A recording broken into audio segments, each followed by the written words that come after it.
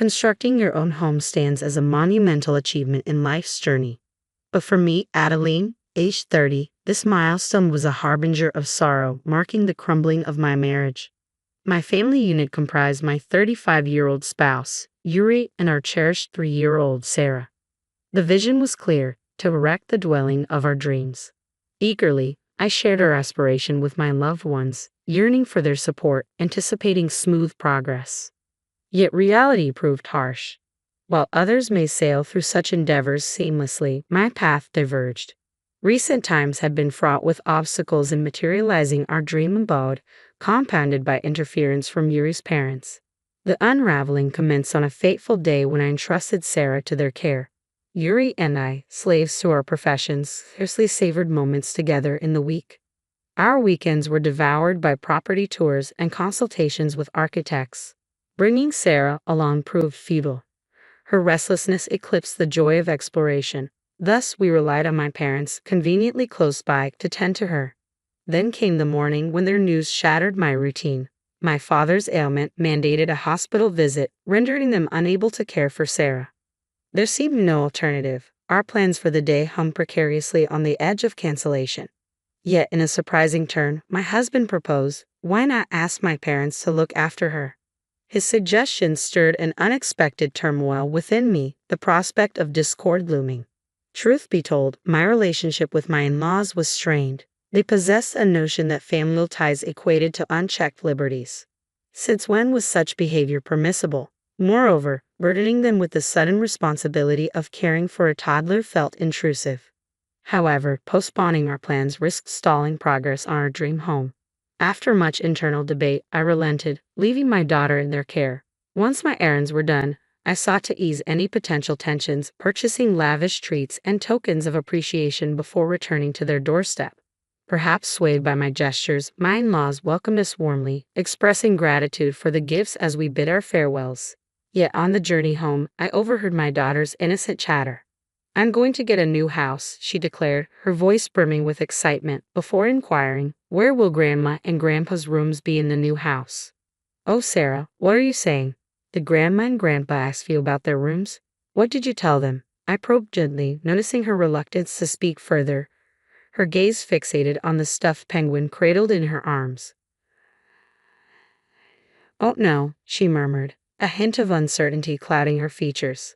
Sighing softly, I attempted to clarify the misunderstanding. Sweetheart, Grandma and Grandpa aren't moving in with us. Perhaps they were just curious if we have a guest room for them when they visit, I reassured her, hoping to dispel any confusion. From that day onward, my in-laws' visits became more frequent, encroaching even on weeknights and holidays. Currently residing in a modest apartment to save for our future home, their presence always seemed to revolve around our plans and aspirations. Whenever they arrived, my husband eagerly presented them with the blueprints and documents detailing our dream house, his enthusiasm unwavering despite my reservations. Why do you always have to show them? His question, tinged with disappointment, left me feeling guilty. But it was my mother-in-law who truly put me on edge. Her inquiries felt akin to an interrogation, each query delivered with the weight of judgment.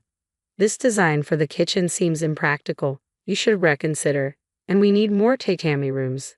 They're essential for comfort as we age. Also, one child's room won't suffice if you plan to expand your family. Have you thought about the declining birth rate? Her words pierced through me like accusations in a courtroom. Wow, definitely not the declining birth rate part, I interjected, unable to suppress my frustration. She couldn't care less about that. She was waiting for my response, Adeline. Well, given our prior discussions and the arrangements made with our contractor, the layout is already finalized based on our family's needs, I retorted, my tone laced with annoyance. But what about the furniture? Appliances? She pressed further, her role as a self-proclaimed interior designer evident in her relentless scrutiny. Drawing on my experiences and observations, I defended our choices. I've seen plenty of homes and rooms through my extensive network and discerning eye. This house, this room, doesn't meet your standards, but it's what works for us. Things aren't perfect, but we're doing our best, I countered, frustration simmering beneath the surface. Attempting to diffuse the tension with a hint of sarcasm, I suggested, maybe we should split the costs and make it a two-family house, since you seem to have so much input. Her reaction was explosive. Give money to our son and daughter-in-law. You're a gold digger. A two-family house. Ridiculous. With emotions running high, my in-laws left abruptly, their departure marked by bitter words exchanged in the heat of the moment. Go home. You're not my parents, you're my in-laws. I don't owe you anything. Stop acting like my bosses. I finally snapped, the weight of their intrusion too much to bear. Later that evening, after tucking our daughter into bed, my husband approached me with a weary tone. My parents are just trying to help. Try not to shut them out, he urged, a hint of exasperation in his voice. I'm not trying to shut them out, but they meddle in every aspect of our home. They always push us into corners. They treat us like puppets and mock our decisions, I rebutted, frustration seeping into my words. It's natural. They're parents. Just think about how you'd feel if it were our daughter, he reasoned, his tone softening. You know I'm not always the most compassionate person, but they need to understand boundaries, I retorted, feeling the weight of his dismissal. With his back turned to me, he fell silent, unwilling to engage further. While they may be your parents, they're not part of our household. They don't contribute financially, so they don't get to dictate, I asserted, my anger mounting at his unreasonable stance, making sleep elusive that night. Finally, after what felt like an eternity, our home was complete. Excitement filled the air as we settled into our new abode. Yet my husband's revelation shattered the tranquility. My parents are moving in today. They'll take the larger room on the second floor, and we'll take the smaller one, he declared casually. What? Hold on. We agreed one of those rooms would be Sarah's. I never agreed to living together. None of this was discussed, I protested, incredulity coloring my voice. They've already seen the room. Don't worry, they'll like it, he assured me, his nonchalant tone aggravating my frustration. Your parents have seen it too. When? I queried, my bewilderment palpable. The day before we went to see the house, he admitted casually. Wait a minute, so let me get this straight. Your parents visited the house before we did? I pressed, struggling to comprehend. Yeah, they wanted to take a look, so I gave them my key. What harm could it do? It's not like they damaged anything, he replied, his tone dismissive as he returned to wiring the TV. What harm? It's a big deal, I snapped, avoiding eye contact as I abandoned the kitchen and retreated upstairs. Locking the door behind me, I sought solace in solitude, my mind a tumult of frustration and confusion. Grateful for the distraction of tidying up after the move, I stewed in resentment toward my husband and in-laws, especially given their sudden decision to move in with us. I can't stand being around them for another minute, but we've just made a huge investment in this house. I need to keep calm, think about what I say, and consider my daughters and my future, I resolved, sequestering myself in contemplation as I awaited their arrival. True to my husband's word, they appeared early in the afternoon, unloading their belongings from a truck. They could at least greet us. They have no sense of decency. And look at this mess. You haven't even cleaned up yet. You're utterly useless, my mother-in-law criticized, her words stinging with disdain. After much grumbling, my in-laws barged into our freshly constructed home, acting as if they were entitled to do so. Eavesdropping on the commotion from upstairs, I emerged from my room and made my way to the front door. I wasn't aware that we'd be sharing our home with you as well, I stated resignedly, my tone unexpectedly icy. My father-in-law, clearly irked by my tone, wasted no time in shifting the blame onto me. I mentioned to Yuri that it shouldn't be an issue, didn't I? But it is an issue. I only found out this morning from Yuri that he invited you both to live with us, and I have no desire to reside with such disrespectful individuals, I asserted firmly. Whatever Yuri decides is fine. Are you implying you can defy your husband? He retorted. Yes, I am. Are you suggesting I'm an impertinent wife? If you don't like it, why don't you just leave? I knew this was futile. The clash in perspectives has been apparent for some time now, rendering communication impossible with these individuals. I mused silently, contemplating my next move. Before I could form a response, my husband burst in, his expression fraught with panic. Adeline, what are you doing? Don't argue with my parents. Argue? There's no parity here. I've been subjected to unilateral mistreatment simply because I'm your wife, and now you're blaming me again. Like father, like son, it seems, Yuri, I retorted sharply. I can't live with your parents, I stated firmly. Don't embarrass me. You're my wife. You're supposed to obey me, he insisted. I'm a person before I'm your wife. You can expect blind obedience, I countered, my resolve unwavering. Listening in, my father-in-law interjected angrily. I won't accept that kind of wife for you. I won't allow her in my house, he declared vehemently. To my astonishment, my husband echoed his sentiments. Being my wife takes precedence. If you can't tend to my parents, perhaps we should consider divorce. I agree with my father, my husband affirmed. Understood. Then let's proceed with a divorce, I declared resolutely, the weight of my decision hanging heavy in the air. Even as I spoke, I silently prayed that my smartphone, nestled in my pocket, was recording every word exchanged. As the reality of our impending separation sank in, my in-laws reacted with incredulity. If we're to become strangers, then return the $259,778.88 loan I provided for the house construction immediately, they demanded, their shock palpable. My husband paled at their words, his expression one of sheer horror. Calmly, I addressed the confusion. There appears to be a misunderstanding. Yuri didn't contribute a cent to the house. It was solely funded by my savings because he had none. Despite our agreement to split expenses evenly and save the surplus, he squandered money without saving a dime, I explained, laying bare the truth for my bewildered in-laws to comprehend. Oh, come on, Adeline, you can't do this, my husband exclaimed, disbelief etched on his face. It's the truth. When it came to buying the house, he wouldn't budge. He insisted it be in my name. That's why I loaned you the money, remember? I have a signed AU, so you can't deny it, I asserted firmly.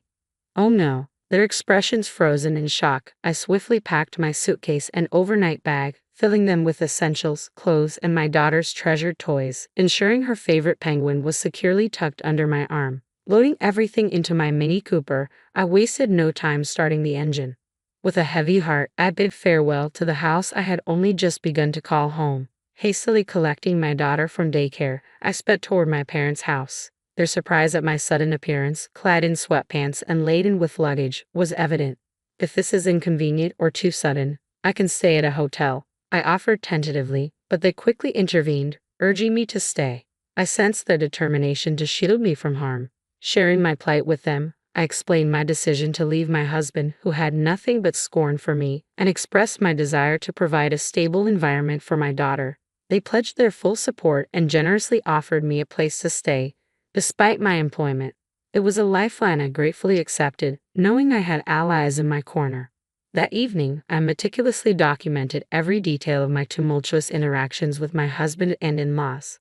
Saving audio recordings from my phone onto my computer and external drives, I diligently compiled evidence. Utilizing my paid time and weekends, I visited numerous lawyers, determined to find one I could trust. Eventually, I found a legal representative whom I felt confident in and submitted a formal request. My days were consumed by these tasks, and before I knew it, a week had flown by. Since the day I fled our once beautiful home, I'd been avoiding my husband, but one evening, as I left the office, he was waiting for me, though I wished to label him as my ex-husband. Until the divorce proceedings concluded, he remained my spouse in legal terms. With little to say to him, I suggested we find a public space for a conversation to avoid any potential outbursts. Ever cautious, I discreetly activated the recording function on my phone before we entered a nearby coffee shop. Is there something you want to discuss? I asked him calmly, steeling myself for whatever response he might offer. Well, it's about the house. I want you to have it, Adeline. I'll remove my name from the lease. Can't we just forget about the money? He proposed, his tone tentative. I'm sorry, I can't do it. I can't bear to live in that house anymore.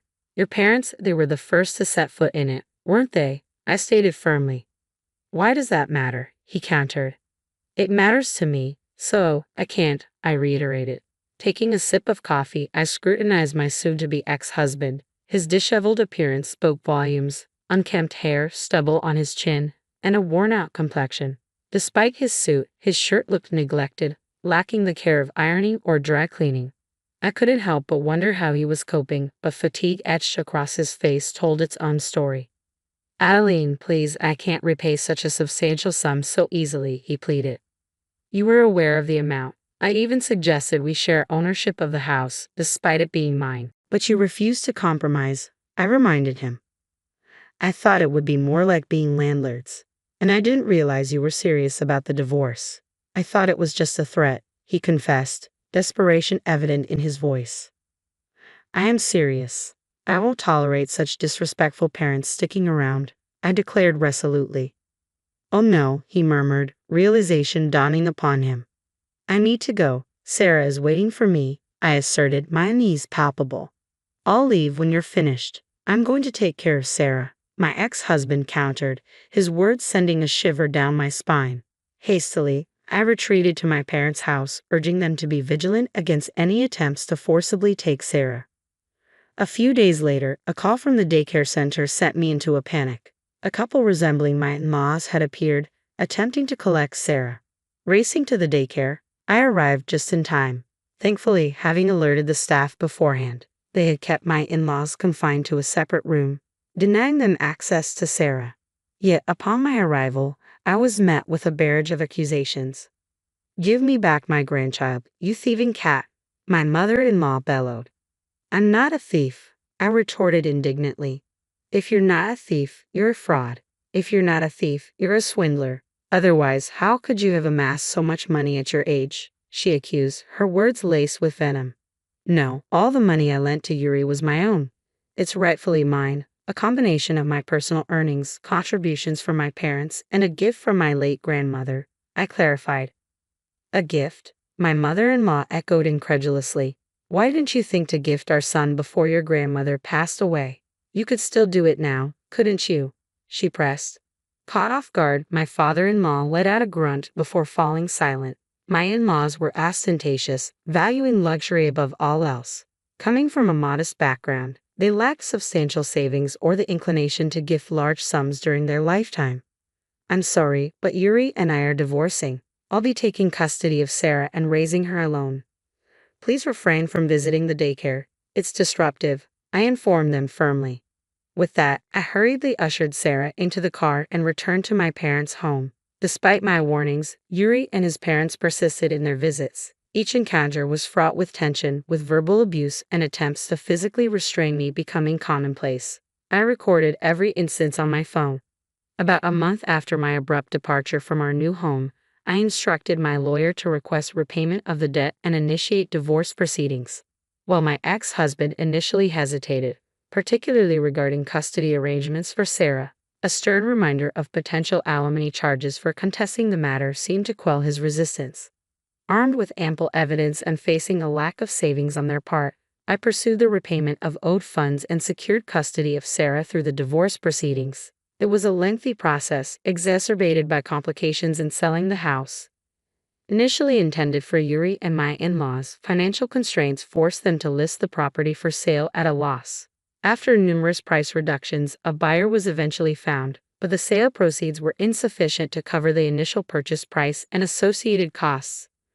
Resorting to bank loans to bridge the gap, my ex-husband found himself burdened with debt and without a home, forced to return to his parents' cramped residence. Adding to their woes, Yuri's sister, also divorced, moved back in with her 2 teenage sons, exacerbating tensions in the already crowded household. The resulting chaos and constant bickering became a notorious feature of the neighborhood. With their financial struggles hindering their ability to provide adequate child support, the courts intervened to limit their visitation rights. Thus, the tumultuous family no longer posed a threat to her peace of mind. 4 years have elapsed since those tumultuous times, and Sarah, now in the 2nd grade, brings joy to our lives every day. We reside in a rented space close to my parents' home, where their support provides solace, especially on days when work keeps me late. The thought of continuing to raise Sarah with their assistance, sans remarriage, had crossed my mind. Yet unexpectedly, romance found me. I've been seeing a 36-year-old divorced man with a 1st-grade daughter, whom I often encountered during daycare drop-offs and pickups. Our casual conversations gradually blossomed into something deeper, culminating in his heartfelt confession of affection. Recently, we've been enjoying outings together, our daughters forming a natural bond during playdates. During one such outing, Sarah innocently voiced her dream of a future home where each of us would have our own space, along with a beloved family pet. Her words stirred something within me, igniting a flurry of emotions. With a proposal lingering in the air, I stand at a crossroads. Carefully considering my daughter's welfare and my own desires, I realize my heart has already made its decision. I gather Sarah in my arms, her innocence a beacon of hope, and declare, yes, I do want to build another home. But this time, let's do it together as a family, ensuring everyone's happiness.